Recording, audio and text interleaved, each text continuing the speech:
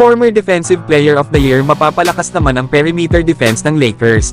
Pero bago yan, Lakers nahirapan sa small ball na ginamit nila laban sa Detroit Pistons. Tanging si Anthony Davis nga lang ang legit na sentro na naglaro para sa Lakers kanina. Lalo at ang mga two-way players na sila Armel Traore at Christian Coloco ay pinili ni JJ Redick na huwag paglaruin.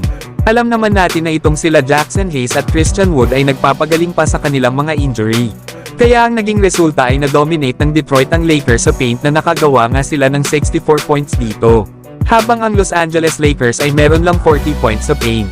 Habang ang isa pa sa naging problema ng Lakers ay ang pagkakaroon na naman nila ng 18 turnovers. Dahil kapag nakakagawa nga ang Lakers ng pagkakamali ay sinasamantala ito ng Detroit Pistons at nakakagawa naman sila ng score. Ang problema kasi sa Lakers ay hindi nila mabawasan ang kanilang mga nagagawang mga pagkakamali. Lalo at sa tatlong laro ng Lakers ay meron silang at least 18 turnovers. Nag-struggle nga kanina itong si Austin Reeves at nakapag-commit ng 6 turnovers.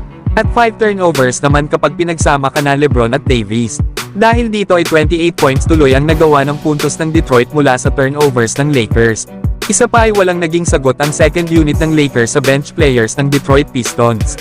Lalo at nakagawa lang ang bench ng Lakers ng 28 points habang sa Detroit ay meron silang 52 points. Gaya nga ng sinabi ko kahapon mga idol sa ating video, ay kailangan nilang mapigilan ang backcourt ng Detroit na sila Jaden Ivey at Cade Cunningham.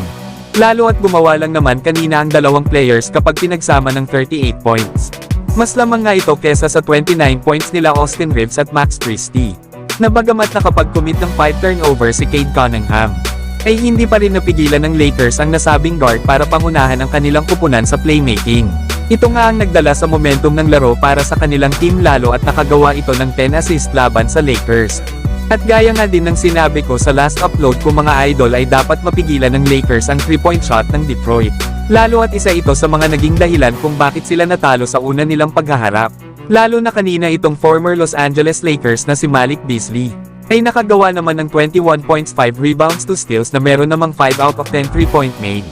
Pero overall mga idol ay maganda naman ang ipinakita ng Lakers. Kailangan nga lang nilang bawasan ang mga turnovers na nagagawa nila kada laro. Isa pa ay kulang pa rin naman ang Lakers ng mga big man kaya panigurado na hindi pa ito ang kanilang full strength. Lalo at kanina ay maganda ang naging performance ni Max Christie na meron nga itong 17 points na best game niya nga ito ngayong season. Habang si Gabe Vincent ay unti-unti nang bumabalik ang kanyang rhythm sa kanyang shooting. Na kung saan ay meron itong 9 points kanina at lahat nga ito ay galing sa 3-point area.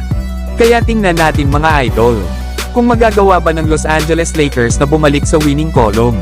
Lalo at ang susunod nilang makakalaban ay ang Golden State Warriors sa Christmas game. Pero kayo mga idol, ano ang masasabi nyo dito?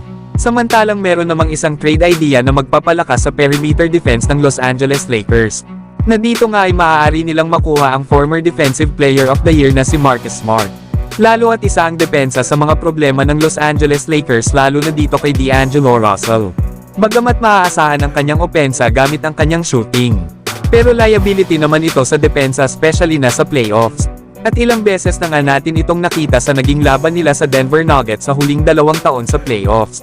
Kaya naman para mapalakas ang perimeter defense ng Lakers ay kailangan nilang ibigay sila D'Angelo Russell, Jalen Hood-Schifino at ang 2029 first round pick. Kasama pa ang 2 second round pick sa 2025. Kaya kapag nagkataon ay napaka-solid nito sa Lakers lalo at 30 years old pa lang naman si Marcus Smart. Isa pa ay meron pa itong 2 taon na natitira sa kanyang kontrata. Ang maganda nga kay Marcus Smart ay maaari silang maglaro kasama nila LeBron at Davis na lalong magpapalakas sa kanilang perimeter defense. Lalo at maaasahan din ang kanyang mga 3-point shot kapag kinakailangan. Na kung saan ay nag-a-average ito ngayong season ng 10 points, 2 rebounds, 4 assists at 1 steal per game.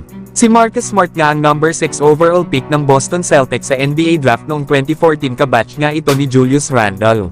Ang problema nga lang mga idol ay hindi naman isang star player type itong si Marcus Smart. Na masyado namang malaki ang kapalit na kailangang ibigay ng Los Angeles Lakers. Siguro ay kung walang kasamang first round pick ay maaari pa siguro. Isa pa ay panigurado na i-waive lang din ng Memphis Grizzlies ang kontrata ni D'Angelo Russell. Lalo at hindi nila kailangan ng isa pang point guard. Habang si Jalen Hood-Schifino ay hahayaan na lang muna nila ito ngayong season lalo at nasa expiring contract na rin naman ito. Kaya para sa akin ay medyo mataas ang presyo na hinihinging kapalit ng Memphis Grizzlies kapalit ni Marcus Smart. Pero kayo mga idol, Gusto nyo ba na makuha ang serbisyo ni Marcus Smart kahit maraming kapalit ang kailangan bitawan ng Lakers?